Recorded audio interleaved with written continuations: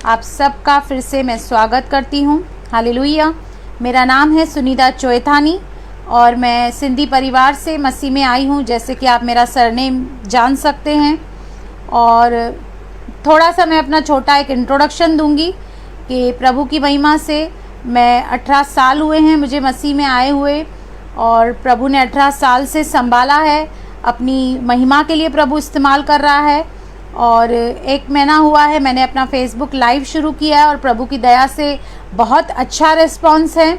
और मैं आप सबसे कहूँगी कि आज का वचन, क्योंकि पवित्र आत्मा ने मुझे पहले ही ये कन्फर्मेशन दिया है, आज का वचन बहुत ही आशीषित होने वाला है, इसलिए आप इसे ज़रूर शेयर करें, शेयर करते जाइए अपने फ्रेंड्स को, क्योंकि जो आज की टीचिंग है वो सबके पास पहुंचना बहुत ज़रूरी है। हालेलुया। तो आइए समय को न गवाते हुए मैं वचन की शुरुआत करती हूँ, सभा की शुरुआत करती हूँ। आप सबका धन्यवाद करती हूँ कि आप सब जुड़े हैं। हालेलुया। आइए हम आज मनन करेंगे मत्ती 25 का 14 से 30 तक। हम मनन करेंगे मत्ती 25 का 14 से 30 तक। हालेलुया। ये एक ऐसा दृष्टांत है, एक ऐसा ये दृष्टांत है जिसको सबसे ज़्यादा मिसअंडरस्टूड किया जाता है, जिसको सबसे ज़्यादा कलीसियाओं में गलत तरीके से रखा जाता है। लेकिन आज इस दृष्टांत का मैं आपको एक्चुअल मतलब बताऊंगी कि इस दृष्टांत के ज़रिए परमेश्वर प्रभु यीशु मसीह हमसे क्या बात करना चाहता है। हालेलुया। तो हम पढ़ेंगे मत्ती 25 का 14। अब 14 में क्या कहता है? क्योंकि यह उस मनुष्य की सी दशा है, क्योंकि परमेश्वर प्रभु यीशु मसीह अपने चेलों से हमेशा दृष्टांतों में बात करते थे, हम सब जानते हैं। इसलिए ये दृष्टांत प्रभु यीशु मसीह कह रहे हैं क्योंकि यह उस मनुष्य की सी दशा है। एक ऐसे मनुष्य की वो दशा बता रहे हैं जिसने परदेश जाते समय, यानी कि वो किधर बाहर गांव जा रहा था, एक मनुष्य की बात चल रही है, और उस परदेश जाते समय उसने अपने दासों को बुलवाकर अपनी संपत्ति को उनको सौंप दिया। अब ये ऐसा क्यों लिखा है? ऐसा इसलिए लिखा है क्योंकि पुराने समय में जब भी कोई स्वामी बाहर जाता था तो अपने गुलामों को, अपने सेवकों को वो कुछ काम सौंप के जाता था, क्योंकि उस ज़माने में कंप्यूटर नहीं था, मोबाइल नहीं थे, कुछ भी ऐसा साधन नहीं था। इसलिए अपनी जिम्मेदारियों को व्यक्तिगत रूप से लोगों के हाथ में देना पड़ता था। और ये व्यक्ति यही कर रहा है कि वो बाहर जा रहा है और बाहर जाते समय वो अपनी कुछ जिम्मेदारियां अपने कुछ सेवकों को दे के जाता है। हालेलुया। वो क्या करता है? 15 वचन, उसने एक को 5 तोड़े, उसने 3 सेवकों को बुलाया, एक को 5 तोड़े दिए, दूसरे को 5 तोड़े, उसने एक को 5 तोड़े दिए, दूसरे को 2 और तीसरे को 1। उसने 3 लोगों में तोड़ों का मतलब है, एक्चुअली वो एक कॉइन नहीं है या पैसा नहीं है, लेकिन वजनदार कोई चीज है। आप समझ सकते हैं कि एक 35 किलो की या पाउंड की एक चीज है जिसको टैलेंट कहा जाता है। वो सोचिए 35 किलो का, या वो सिल्वर का होगा या कॉपर का होगा, वो बाइबल नहीं बताती है, लेकिन विद्वानों का ये मानना है कि वो जो टैलेंट था, वो जो कॉइन था या वो जो टैलेंट था, उसका लगभग वजन 34 किलो था, यानी कि 6000 दिनार के लगभग उसकी वैल्यू थी। एक तोड़े की वैल्यू थी 6000 दिनार, क्योंकि उस वक्त दिनार की करेंसी चलती थी। ये रुपया और पैसा नहीं था, ये दिनार की करेंसी। बाइबल में हम बहुत बार पढ़ते हैं कि 30 दिनार, 100 दिनार, तो वहाँ पे दिनार चलते थे। और लगभग जो ये वजन था 34 किलो, वो लगभग विद्वान बताते हैं 6000 दिनार के बराबर था। सोचिए, एक कॉइन 6000 दिनार के बराबर। उसने 3 सेवकों को बांट के दिए हैं, एक को 5 दिए, दूसरे को 2 दिए और तीसरे को 1 दिया। हालेलुया। आगे कहता है, अर्थात हर एक को उसकी सामर्थ्य के अनुसार दिया। अब स्वामी इतना बुद्धिमान है, मालिक इतना बुद्धिमान है कि उन तीनों को जब उसने तोड़े, बांटे, तो उसको हर एक की कैपेसिटी मालूम थी, हर एक की एबिलिटी मालूम थी कि ये जो मेरा दास है वो कितना योग्य है, वो इसका कैसे इस्तेमाल करेगा, ये उसको भली भांति मालूम था। इसलिए उसने उनकी कैपेसिटी के अनुसार, उनकी एबिलिटी के अनुसार उसने 3 लोगों में ये तोड़े बांट दिए। हालेलुया। यानी कि अपनी काफी मिल्कियत, अपना हिस्सा वो इनको दे गया। क्यों दे गया? इसलिए नहीं कि भाई अब घर पे जाके बैठ जाओ, नहीं, उसने कुछ उद्देश्य से इनको दिया। आगे पढ़ते हैं। उनकी सामर्थ्य के अनुसार दिया और तब वो कहाँ चले गया? परदेश चले गया। इस देश को छोड़ के वो चला गया। तब क्या हुआ इसके बाद? जब स्वामी चला गया, जिसके पास 5 तोड़े मिले थे, उसने तुरंत ऑन द स्पॉट, कोई उसने ढिलाई नहीं की, आलसीपना नहीं किया, पर 5 तोड़े लिए और उसने जाकर उससे लेन देन किया और 5 तोड़े कमाए। 5 तोड़े मिले, ना आलसीपन किया, न ढिलाई की, पर तुरंत गया और उसे इस्तेमाल किया और उसमें से उसने क्या बनाया? 5 और तोड़े। हालेलुया। सुनते जाना, बहुत ही इंटरेस्टिंग है। आगे कहता है, इसी रीति से जिसको 2 मिले थे, अब जिसको सेकंड वाले को 2 मिले थे, उसने भी 2 और कमाए। वो उसने भी आलसीपन नहीं किया, वो तुरंत गया और जाके और 2 कमाए। परंतु जिसको 1 मिला था, जिस बंदे को 1 मिला था, उसने जाकर मिट्टी खोदी और अपने स्वामी के रुपए छुपा दिए। यानी कि वो आलसी था, उसने ढिलाई की, उसने सोचा अभी स्वामी तो चला गया, पता नहीं आएगा भी नहीं आएगा, उसको कुछ भी काम नहीं हो रहा था, इसलिए उसने उसको जाके मिट्टी में जाके दबा कर रख दिया कि मुझे मिला है पर मैं इसे इस्तेमाल नहीं करूँगा। हालेलुया। आगे देखिए क्या होता है। बहुत दिनों के बाद, यानी कि बहुत समय लग गया, उन्होंने सोचा था स्वामी जल्दी आएगा, लेकिन टाइम लग गया। बहुत दिनों के बाद उन दासों का स्वामी आकर उनसे लेखा लेने लगा। उसमें से तीसरे ने समझा कि अब तो स्वामी आएगा नहीं, क्या मुझे अकाउंट तो लेगा नहीं, कुछ भी, मैंने रख दिया। लेकिन स्वामी ने देरी जरूर की, लेकिन वो आया और आके उनसे अकाउंट लेने लगा कि भैया मैंने तुमको ये, एक को 5 तोड़े दिए, एक को 2 तोड़ा दिया, एक को 1 किया, तो तुमने क्या किया? जिसके 5 तोड़े मिले थे, उसने 5 तोड़े और लाकर कहा, हे स्वामी। जिसको 5 दिए थे उसने तुरंत जाकर लेन देन की, उसे इस्तेमाल किया और अपने स्वामी से कह रहा है कि हे स्वामी, जिसको 5 मिले थे उसने 5 तोड़े और लाकर कहा, हे स्वामी, तूने मुझे 5 तोड़े सौंपे थे, देख मैंने 5 तोड़े और कमाए हैं। हालेलुया। कितना अच्छा दास है ये, 100 पे 100% लेके आया है। और क्या चाहिए स्वामी को? आगे देखते हैं क्या होता है। और हे स्वामी, तूने मुझे 5 तोड़े सौंपे थे, देख मैंने 5 तोड़े और कमाए हैं। उसके स्वामी ने उससे कहा, धन्य, यानी कि तू आशीषित है बेटा, शाबाशी दी, बोला वेल डन माय बॉय, धन्य है अच्छे और विश्वास योग्य दास, तू थोड़े में विश्वास योग्य रहा। मैंने तुझे 5 दिए और तूने मुझे 100% रिजल्ट दी, यानी कि तू थोड़े में इतना विश्वास योग्य रहा, मैं तुझे बहुत वस्तुओं का अधिकारी बनाऊंगा। अपने स्वामी के आनंद में सहभागी होना। अब जिसने 5 के 5 तोड़े कमाए थे, उसको पहले क्या हुआ? उसकी प्रशंसा की किसने? स्वामी ने। उसको प्रॉमिस दिया कि तू बहुत ही विश्वास योग्य, अच्छा है, प्रॉमिस ऑफ फ्यूचर। उसके बाद उसको महिमा दी कि तू मेरे साथ मेरे आनंद में प्रवेश करेगा। हालेलुया। आगे देखिए क्या होता है।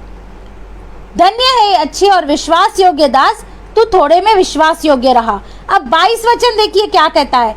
और जिसको 2 तोड़े मिले थे, उसने भी आकर कहा, हे स्वामी, मुझे तूने 2 तोड़े सौंपे थे, देख मैंने 2 तोड़े और कमाए। अब दूसरा दास आ रहा है, वो कह रहा है कि प्रभु आपने 2 तोड़े दिए थे, मैंने भी 100% कमाया है, मैं 2 तोड़े और लेकर आया हूँ। तब देखिए स्वामी की स्टेटमेंट। स्वामी ने वही स्टेटमेंट रिपीट की और कहा, उसके स्वामी ने उससे कहा, धन्य, यानी कि तू ब्लेसेड है, वेल डन माय बॉय, धन्य है अच्छे और विश्वास योग्य दास, तू थोड़े में विश्वास योग्य रहा, मैं तुझे बहुत वस्तुओं का अधिकारी बनाऊंगा और अपने स्वामी के आनंद में सहभागी हो। अब इसको भी एग्जैक्टली सेम आशीष मिल रही है जो 5 तोड़े वाले को मिली। अब तीसरे का क्या हाल होगा ये तो आप जानते ही हैं, क्योंकि उसने तो तोड़ा बाबा, मिट्टी में डाल के रख दिया, इस्तेमाल किया ही नहीं। पर हम इसको इधर छोड़ के मैं पहले आपको ये एक्सप्लेन करती हूँ, ये स्वामी कौन है, ये तोड़े क्या हैं, ये क्या चल रहा है बाइबल में, ये पैराबल का मतलब क्या है। और मैं आपको एक दुख की बात बताना चाहती हूँ कि इतने साल मैंने कलीसिया में जो इसका रेवलेशन पाया, इसको हमेशा मिस इंटरप्रिटेट किया गया। हमको ये सिखाया गया इसके द्वारा कि देखो आप जो भी धंधा करते हो ना, उसमें आप 100% प्रॉफिट कर सकते हो, मतलब 50 की चीज़ आप 100 में बेच सकते हो, प्रभु इसको अलाउ करता है। मैं आपसे पूछूंगी कि अगर जो 50 की कोई चीज़ आपको 100 में देता है और आपको पता चलता है कि यही चीज़ कोई और 60 में दे रहा है, वो भी मुनाफा कमा के, तो आप उस बंदे के लिए क्या कहेंगे? मैं तो ऐसे ही कहूँगी कि इसने लूट लिया मुझे। पर हमको ये कलीसिया में सिखाया जा रहा था कि आप 100% प्रॉफिट रख के अपना बिजनेस कर सकते हैं, आप अपना पैसा ब्याज पे चला सकते हैं, जो कि बाइबल के बिल्कुल खिलाफ है। हमको ये सिखाया जाता था। मैंने ये पैसेज इसलिए ही चुना है क्योंकि मैं आपको इसका सही रिवलेशन, सही इंटरप्रिटेशन बताना चाहती हूँ कि इसका मतलब क्या है। अब स्वामी कौन है? जब भी स्वामी की बात आती है तो याद रखना, स्वामी हमेशा परमेश्वर को दर्शाता है बाइबल में। जहां भी स्वामी की बात चले बाइबल में, समझ जाना परमेश्वर की बात चल रही है। यहाँ पर परमेश्वर कह रहा है कि परमेश्वर ने अपने बंदों को कुछ काम दिए हैं इस धरती पर रहते हुए। क्योंकि आप 25 पढ़ेंगे तो यहाँ 10 कुंवारियों का दृष्टांत लिखा हुआ है। 25 पहले से लेकर अगर आप 13 तक पढ़ेंगे तो यहाँ पे 10 कुंवारियों का दृष्टांत लिखा है, जिसमें हमें प्रभु यीशु मसीह स्वर्ग के राज्य के लिए कैसे तैयार होना है उसके बारे में बता रहे हैं। How to be ready for the kingdom of Lord, ये हमको पता चल रहा है। लेकिन 14 से 30 तक वो हमें बता रहे हैं कि जब तक प्रभु यीशु मसीह ना आए, हमें इस धरती पर रहते हुए क्या क्या करना है, हमें क्या करना है। जब तक हमारा स्वामी नहीं आता तो हमें धरती पर रह के क्या करना है, इसके बारे में वो ब्यौरा देता है। हालेलुया। अब ये तोड़े क्या हैं? ये तोड़े आपको जो परमेश्वर ने, जो खुदावंद ने जो नेहमतें दी हैं, जो गिफ्ट्स दी है, जो टैलेंट दिए हैं, परमेश्वर चाहता है कि उसे आप अपने परमेश्वर के राज्य और महिमा के लिए इस्तेमाल करें। तोड़ों का मतलब है आपके अंदर जो गिफ्ट है, आपके अंदर जो टैलेंट है, आपको अगर जो परमेश्वर ने इवेंजलिस्ट बनाया है तो उसे, उस गिफ्ट को रख मत दीजिए अपने पास, लेकिन खड़े हो जाइए, उठिए और उसके लिए काम कीजिए और उस तोड़े को चमकाइए और भी उसे निखारिए। और 5 तोड़े जो भी आपको टैलेंट मिले हैं उसे निखारिए, परमेश्वर के राज्य के लिए इस्तेमाल कीजिए और उसे मल्टीप्लाई कीजिए। आप सबको, जितने भी बैठे हैं या बाद में जो सुनेंगे, आप सबको मैं ये कहना चाहती हूँ कि कुदरत ने, परमेश्वर ने आपको बहुत सारे टैलेंट और गिफ्ट दिए हैं। आप अपने आप को तराशिए, अपने आप को चेक कीजिए या परमेश्वर से पूछिए, है खुदावन, है परमेश्वर मेरे पिता, तूने मुझे किस काम के लिए चुना है? आपको और मुझे उसने स्पेशल कामों के लिए चुना है। किसी को प्रॉफिट बनाया, किसी को इवेंजलिस्ट बनाया, किसी को पास्टर बनाया, किसी को टीचर बनाया, इसलिए ताकि परमेश्वर की जो देह है, जो कलीसिया है, वो सिद्ध हो। और याद रखिए, ये जो टैलेंट और गिफ्ट है ना, ये आपको दूसरों के हित के लिए इस्तेमाल करनी है, परमेश्वर के राज्य के लिए इस्तेमाल करनी है। आपको अगर जो परमेश्वर ने बहुत बुद्धिमान बनाया है तो ये ना सोचिए कि 10 का 1000 मैं कैसे बनाऊं। आप ये सोचिए कि परमेश्वर ने अगर जो मुझे बाइबल का इतना ज्ञान दिया है, नॉलेज दिया है, मुझे कोई अच्छा प्रकटीकरण दिया है, तो क्यों ना मैं इसे किसी से के साथ शेयर करूं और इससे मल्टीप्लाई करूं।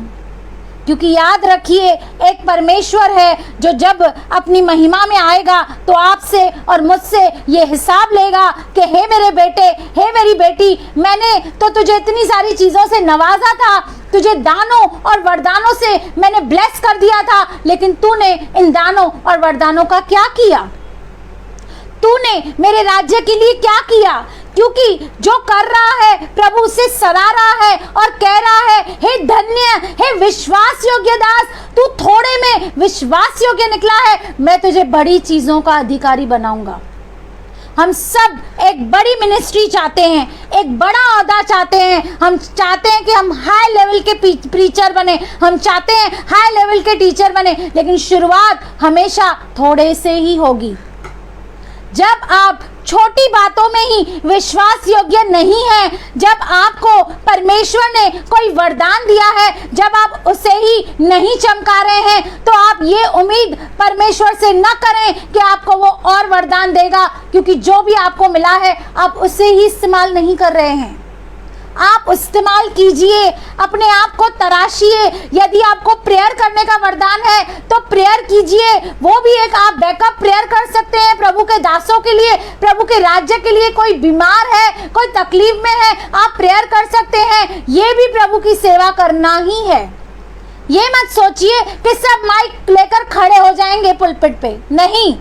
आपको और मुझे परमेश्वर ने बहुत ही नेहमतों से नवाजा है। आइए अपने आप को तराशें और पूछें परमेश्वर से, हे खुदा बाप, तूने मुझे क्यों चुना है? मैं तेरे लिए क्या कर सकती हूँ? What can I do for you, my Lord? मैं तेरे लिए क्या कर सकती हूँ? मैंने आपको बताया कि मेरी शुरुआत एक वर्शिपर हुई। परमेश्वर ने मुझे एक आराधक के रूप में चुना, लेकिन समय रहते मैं आपको बता नहीं सकती कि परमेश्वर ने कैसे मुझे अपनी बाइबल की टीचिंग के लिए इस्तेमाल किया। अगर जी मुझे वर्शिपर चुना और मैं वर्शिप ही नहीं करती, तो क्या परमेश्वर मुझे कभी टीचर बनाता? कभी नहीं बनाता, क्योंकि जो आपके पास है पहले उससे इस्तेमाल करना सीखिए। ये भीख मांगने के काम छोड़ दीजिए कि हे तू मेरे लिए ये कर, तू मेरे लिए वो कर, तू मेरे लिए ये कर, तू मुझे ये बता, तू मुझे बता। नहीं, उठिए। अब आपको बहुत साल हो गए हैं वचन सुनते हुए। अभी आप सिर्फ गेस्ट बन के मत बैठिए कहाँ भी, पर उठिए और परमेश्वर के राज्य और महिमा के लिए काम कीजिए, क्योंकि एक दिन ऐसा आएगा जब आपको परमेश्वर के सामने इस बात का लेखा देना होगा कि आपने उन नेहमतों को, आपने उन गिफ्ट्स को जो परमेश्वर ने आपको दी इस धरती पे रहते हुए, आपने क्या किया, मैंने क्या किया। क्योंकि यदि हम उसे परमेश्वर की महिमा के लिए इस्तेमाल करते हैं तो परमेश्वर हमें सराहेगा, वो हमें कहेगा धन्य। क्योंकि देखिए, जिसने इस्तेमाल किया 5 तोड़े और कमाए, परमेश्वर ने उसकी प्रशंसा की, उसे प्रॉमिस दिया फ्यूचर का और उससे कहा कि तू स्वर्ग में, यानी कि मेरे आनंद में तू सहभागी होगा। और स्वर्ग ही ऐसी जगह है जहाँ पे कोई दुख नहीं है, जहाँ पे कोई विलाप नहीं है, जहाँ पे कोई आंसू नहीं है। प्रभु की सेवा करने का आपको बहुत सारे प्रतिफल हैं। आपको डायरेक्ट एंट्री है स्वर्ग में। हालेलुया। आगे हम देखते हैं कि वो जो 2 दास थे, एक ने 5 में से 5 कमाए, दूसरे ने 2 में से 2 कमाए, लेकिन एक जो दास है वो जो है वो आलसी निकला। आज सबसे बड़ा पाप मसीह की देह में जो चल रहा है ना, मैं आपको बताती हूँ, वो व्यभिचार नहीं है, वो मूर्ति पूजा नहीं है, लेकिन वो है आलसपना। सब कुछ करने के लिए आपको और मुझे टाइम है, बस एक ही चीज करने के लिए टाइम नहीं है। प्रार्थना करने के लिए टाइम नहीं है, बाइबल पढ़ने के लिए टाइम नहीं है, परमेश्वर के राज्य के लिए काम करने के लिए हमें समय नहीं है। क्यों? क्योंकि हम आलसी हैं, हम कंफर्ट जोन में बैठे हैं, हम कंफर्ट जोन से बाहर नहीं आना चाहते, हम त्याग नहीं करना चाहते, हम सैक्रिफाइस नहीं करना चाहते कुछ भी। हम चाहते हैं कि हम बैठे रहें, हमें बना बनाया रेडीमेड सब कुछ मिल जाए। हालेलुया। लेकिन परमेश्वर आज हमें एनकरेज कर रहा है कि हे मेरे बेटे, हे मेरी बेटी, मैंने तुझे बहुत सारे गिफ्ट दिए हैं, मैंने तुझे बहुत सारा टैलेंट दिया है, इसको परमेश्वर की महिमा के लिए इस्तेमाल कर। आप देखिए लोग कैसे टिकटॉक में हजारों घंटे बर्बाद कर देते हैं, वीडियो बनाने में, शूट करने में, एडिट करने में। विश्वासी भी ये करते हैं, ऐसे मत सोचिए अविश्वासी करते हैं। लेकिन किसी भी जन को ये नहीं सोचता मैं एक सुसमाचार का वीडियो बना दूं, मैं अपनी गवाही का एक वीडियो बना दूं, और क्यों ना इस टिकटॉक से भी मैं परमेश्वर की महिमा करूं। नहीं, हमें इन संसारिक बातों की ओर हमारा अट्रैक्शन है, हमें परमेश्वर के लिए समय है कहाँ।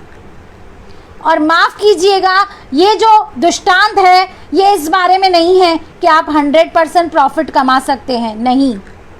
क्योंकि सोचिए, अगर जो आप ऐसे किसी को लूटेंगे और वो भाई या बहन कलीसिया में आके बैठेगा और आपको गवाही देते सुनेगा, अरे मैंने 50 में चीज ली थी, 100 में बेची, परमेश्वर ने तो बड़ा मुनाफा किया, तो उसके दिल पर क्या बीतेगी? क्या उसको इस बात से ठोकर नहीं लगेगी? बिल्कुल लगेगी।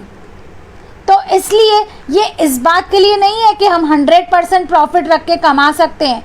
परमेश्वर ने हमें विवेक दिया है, परमेश्वर ने अपना वचन दिया है, परमेश्वर ने अपना भय दिया है, हमें उसका इस्तेमाल करना जरूरी है।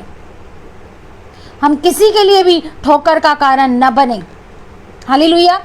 आइए आगे देखते हैं कि उस तीसरे का हशल क्या हुआ। 2 की तो बातें हो गई, पर अब तीसरे का हशल क्या हुआ? 24 वचन, मत्ती 25 का 24 वचन।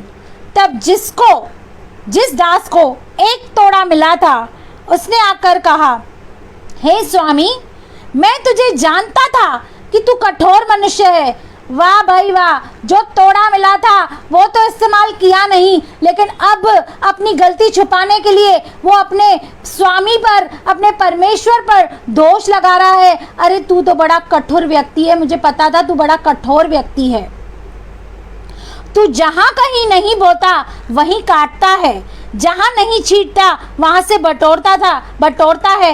इसलिए मैं डर गया और जाकर तेरा तोड़ा मिट्टी में छिपा दिया। अब क्या एक्सक्यूज दे रहा है? एक तो इस्तेमाल नहीं किया, ठीक है भैया आपने इस्तेमाल नहीं किया, जरा इस पर अफसोस करें, स्वामी से माफी मांगे नहीं। वो कह रहा है कि मुझे पता है कि तू कठोर मनुष्य है और मैं डर गया। अपनी गलती छुपाने के लिए स्वामी पर दोष लगा रहा है कि मैं डर गया तुझसे कि तू आज आके मुझसे लेखा लेगा, इसलिए मैंने मिट्टी में दबा दिया। अरे भैया, तुझे पता था कि जब वो स्वामी आएगा तो उससे लेखा देगा। जब तुझे पता था तो डरने की क्या बात थी? हम में से, आप में और हम में से बहुत लोग आज डर के बैठे हैं। तोड़ा है उनके पास, परमेश्वर ने गिफ्ट दी है, लेकिन डर के बैठे हैं कि मुझे नहीं आता। बहन, मैं किसके लिए प्रार्थना नहीं कर सकती। बहन, मैं वचन का प्रचार नहीं कर सकती। बहन, मुझे सुसमाचार बताने नहीं आता। डरिए मत। परमेश्वर, एक बात याद रखिए, जब परमेश्वर अपनी नेमतें किसे देता है ना, तो उसे वो योग्यताएं भी देता है, उसे संभालने की और उसे चमकाने की और उसे इस्तेमाल करने की। क्योंकि हमने ये पढ़ा कि जिन जिन को तोड़े दिए उनकी कैपेसिटी के अनुसार, उनकी सामर्थ्य के अनुसार दिए गए। यानी कि परमेश्वर को आपकी लिमिटेशंस मालूम है, आपकी कैपेबिलिटी और एबिलिटीज अच्छे से मालूम है। परमेश्वर ऐसा कुछ भी आपको और मुझे नहीं करने को कहेगा जो हम नहीं कर सकते। हालेलुया। लेकिन हम कई बार बहुत सारे बहाने बनाते हैं और हम अपनी जो जिम्मेदारी है दूसरों पे फेंक देते हैं। यही वो कर रहा है कि अपने दास को वो ब्लेम कर रहा है, कह रहा है कि तू कठोर मनुष्य है, मैं तो डर गया, मैंने इससे इस्तेमाल नहीं किया। लेकिन स्वामी तो स्वामी है, स्वामी तो बड़ा बुद्धिमान है। आइए देखते हैं उसने क्या जवाब दिया। उसके स्वामी ने उससे उत्तर दिया 26 में, हे दुष्ट। अब पहले को क्या कहा? धन्य दास, लेकिन यहां पर कह रहा है दुष्ट। और ज्यादा कर दुष्ट वर्ड किसके लिए इस्तेमाल किया गया है? शैतान के लिए इस्तेमाल किया गया है। जिसके अंदर क्रूरता है, जिसके अंदर कपट है, जिसके अंदर बुराई है, उसे कहते हैं दुष्ट। कहता है दुष्ट और आलसी दास, जब तू यह जानता था कि जहां मैंने नहीं बोया वहां मैं काटता हूं और जहां मैंने नहीं छाटा वहां से बटोरता हूं, जब तुझे पता ही था कि मैं ऐसे स्वभाव का व्यक्ति हूं, तो तुझे चाहिए था कि मेरा रुपया शराफों को दे देता, तब मैं आकर अपना धन ब्याज समेत ले लेता। अब वो कह रहा है ठीक है भैया, तू आलसी है, तू दुष्ट है, तुझसे काम होता नहीं है, कोई बात नहीं, कम से कम किसी बैंक में तो उसे रख के आता, 1% इंटरेस्ट तो मिलता।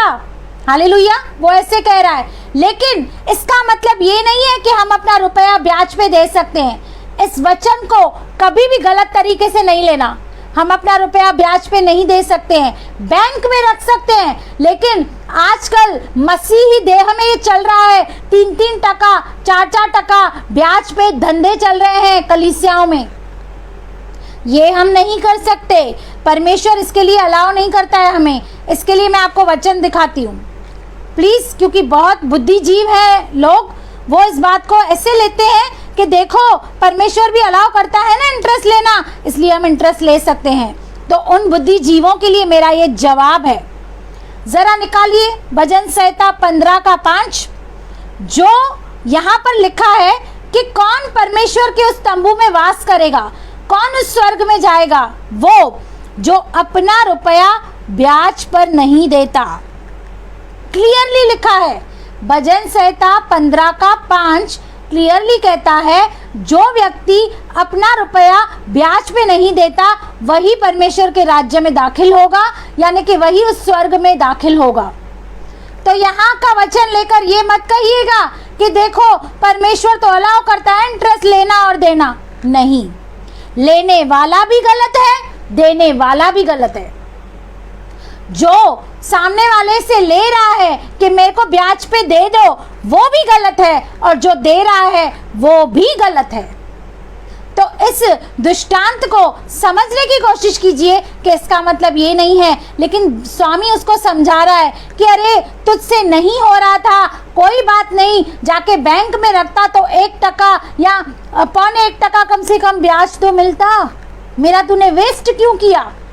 इसका मतलब परमेश्वर हमें क्या कहना चाहता है, अगर आपको वो कॉन्फिडेंस नहीं है कि मैं कुछ नहीं कर सकती, मैं सुसमाचार नहीं बता सकती, मैं वचन का प्रचार नहीं कर सकती, कोई बात नहीं, लेकिन आप ऐसे व्यक्ति को अपने साथ ले लो जो आपकी सहायता कर सकता है इसमें, जो एक्सपर्ट है, जो बड़ा होशियार है वचन में, उससे आप अपने साथ ले लो और परमेश्वर के राज्य के लिए निकल पड़ो। इसका मतलब ये है कि जो टैलेंट और गिफ्ट दिए हैं अगर आप यूज नहीं कर सकते, कोई बात नहीं, अपना जो प्रकटीकरण आपको कोई प्रकाशन परमेश्वर ने दिया है, तो क्यों ना जाके मैं किसी भाई या बहन को बताऊं, कम से कम वो जाके 4 जनों को बता दे, तो भी आपको अपना प्रतिफल मिलेगा। ये जरूरी नहीं है कि सब फेसबुक पे आकर प्रचार करें, ये जरूरी नहीं है कि सब पुलपट पे आके खड़े हो जाएं और प्रचार करें, परमेश्वर की महिमा करें, भविष्यवाणी करें या सुसमाचार बताएं। नहीं, आपको नहीं आता है, कम से कम जो कर रहा है उसकी हेल्प करो।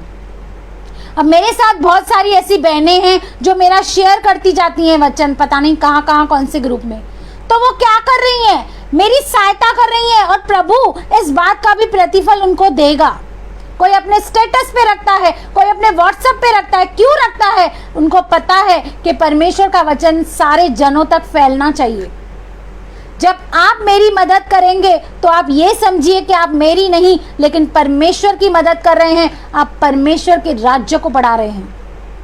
अगर आप खुद फेसबुक लाइव नहीं कर सकते बहन या भाई, कोई बात नहीं, जो कर रहा है उनसे तो जरा कंधा मिला लो, जो कर रहा है उनकी तो सहायता कर लो, उनकी तो मदद कर लो, ताकि परमेश्वर का काम रुके नहीं, क्योंकि परमेश्वर का काम किसी का भी मोहताज नहीं है, क्योंकि हमारा जो परमेश्वर है वो पत्थरों से भी अपनी महिमा कराना जानता है। हम इंसान कुछ भी नहीं है उसके सामने, मैं कुछ भी नहीं हूँ। आज इस जगह पे अगर जे इस पेज पे सुनीता चोएथानी नहीं होती तो कोई और बहन या कोई और भाई आता जो परमेश्वर की महिमा करता। परमेश्वर का काम किसी के लिए रुकता नहीं है, लेकिन आपसे एक अनुरोध है कि कृपया वचन को तोड़े ना, मरोड़े ना और उसे अपने फायदों के लिए इस्तेमाल न करें। परमेश्वर आपसे और मुझसे इस बात का लेखा लेगा एक दिन आके। आगे वो कह रहा है, तो तुझे चाहिए था कि मेरा रुपया सराफों को दे देता, तब मैं आकर अपना धन ब्याज समेत ले लेता, इसलिए वह तोड़ा उससे ले लिया। भैया तू इस्तेमाल नहीं कर रहा है, बाबा मुझे मेरा तोड़ा वापस दे दे। क्योंकि जिस किसी के पास है उसे और दिया जाएगा और उसके पास बहुत हो जाएगा, परंतु जिसके पास नहीं है उसे वह भी जो उसके पास है ले लिया जाएगा। इसका क्या मतलब है? इसका मतलब है अगर परमेश्वर ने आपको कुछ गिफ्ट दी है, कुछ टैलेंट दिया है, यदि आप इस्तेमाल नहीं कर रहे हैं तो परमेश्वर आपसे लेकर किसी और बहन को देगा, किसी और भाई को देगा जो भली भांति परमेश्वर की महिमा कर रहे हैं, जो अपने तोड़ों को भली भांति परमेश्वर के राज्य के लिए इस्तेमाल कर रहे हैं। क्योंकि जिसके पास है, यानी कि जो उसका सही इस्तेमाल कर रहा है, परमेश्वर और उसे वचनों से, प्रकाशनों से, अपनी महिमा से भरता जाएगा, भरता जाएगा, भरता जाएगा। और जो जिसके पास गिफ्ट है, टैलेंट है, लेकिन वो दबा के बैठा है, उसे यूज नहीं कर रहा है, परमेश्वर उससे वो ले लेकर वो उस मनुष्य को देगा जो उसका सही इस्तेमाल कर रहा है। क्योंकि याद रखिए, परमेश्वर हमारा बहुत बुद्धिमान है, वो कभी डेड इन्वेस्टमेंट नहीं करता। क्या कभी आप ऐसी जगह निवेश करेंगे जहां पे आपको जीरो रिटर्न हो? हम इंसान होकर ऐसी बुद्धिमत्ता रखते हैं, ऐसे बुद्धिमान हैं, तो क्या परमेश्वर ऐसी जगह इन्वेस्ट करेगा या ऐसे लोगों को अपने दान या वरदान देगा जो उसकी महिमा के लिए इस्तेमाल कर ही नहीं रहे हैं? नेवर। क्योंकि हमारा परमेश्वर बहुत बुद्धिमान है। वो जब अपने दास या दासी को खड़ा करता है तो उसे पूरी कसौटी पर पूरा उसे खड़ा करके, परीक्षाओं में से निकाल के एकदम स्ट्रांग और मजबूत करके उसे अपनी महिमा के लिए इस्तेमाल करता है। वो यूं ही किसी का चुनाव नहीं करता, उसे पता रहता है, क्योंकि वो हमारा पास्ट भी जानता है, वो हमारा प्रेजेंट भी जानता है, और आने वाले फ्यूचर में ये मेरी बेटी परमेश्वर के लिए क्या करेगी ये उसको अच्छे से मालूम है। तो इसलिए आज मैं आपको डिस्करेज नहीं पर एनकरेज करना चाहती हूँ कि अपने उस टैलेंट को ढूंढिए कि आपके अंदर ऐसी क्या बात है, आपके अंदर ऐसी क्या नेमतें हैं जिसे आप परमेश्वर के लिए भली भांति इस्तेमाल कर सकते हैं। अगर आपको नहीं आ रहा है, कोई बात नहीं, कोई ऐसा भाई चुन लीजिए, कोई ऐसी बहन चुन लीजिए जो आपको मेंटर करे, जो आपको ट्रेन करे, जो आपके साथ चले और परमेश्वर का काम न रुके। हालेलुया। आगे कहता है और 30 वचन में, और इस निकम्मे दास को बाहर के अंधेरे में डाल दो जहां रोना और दांत पीसना होगा।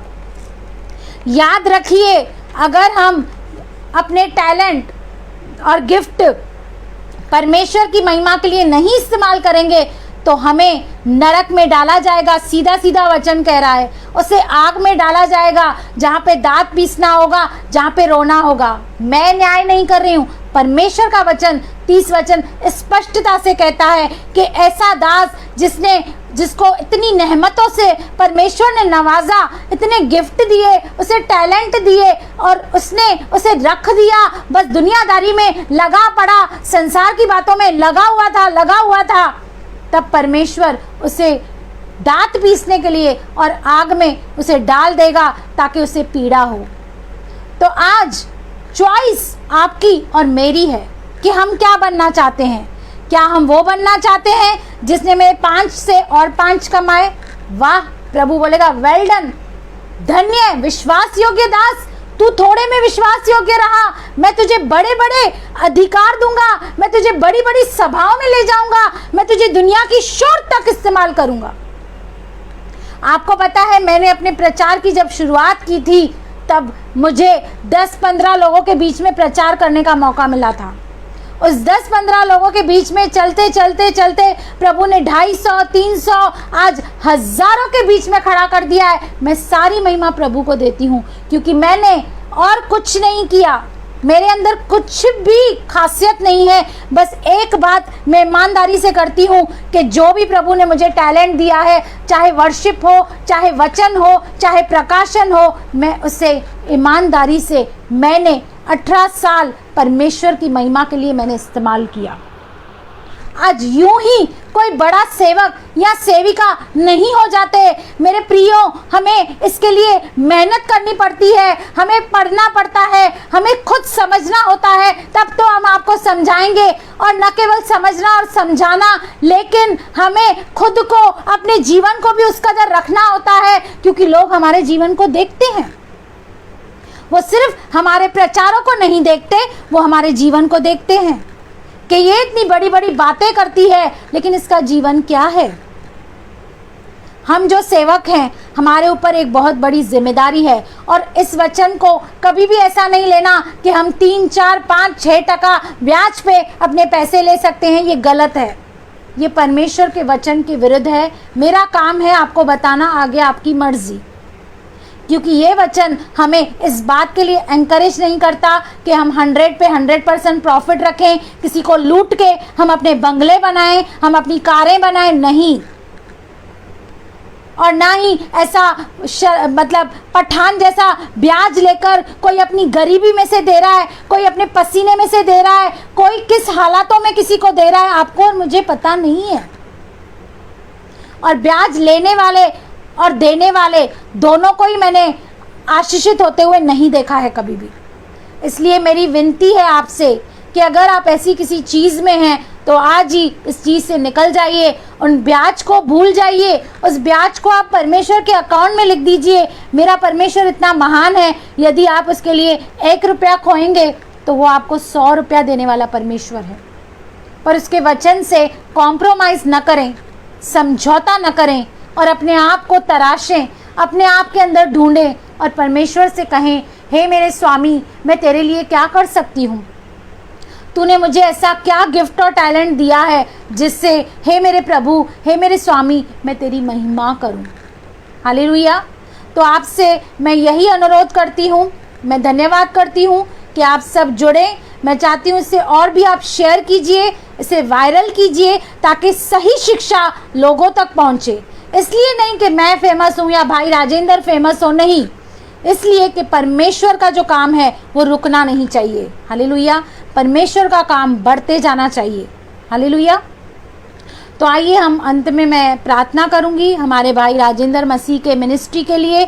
आप सब जितने भी जुड़े हैं, मैं उनके लिए भी प्रेयर करूंगी। आप सबका मैं धन्यवाद करती हूं और उम्मीद करती हूं कि परमेश्वर ने अपने वचनों के द्वारा आप सब से बातें की होगी, क्योंकि परमेश्वर ने इस वचन के द्वारा सबसे पहले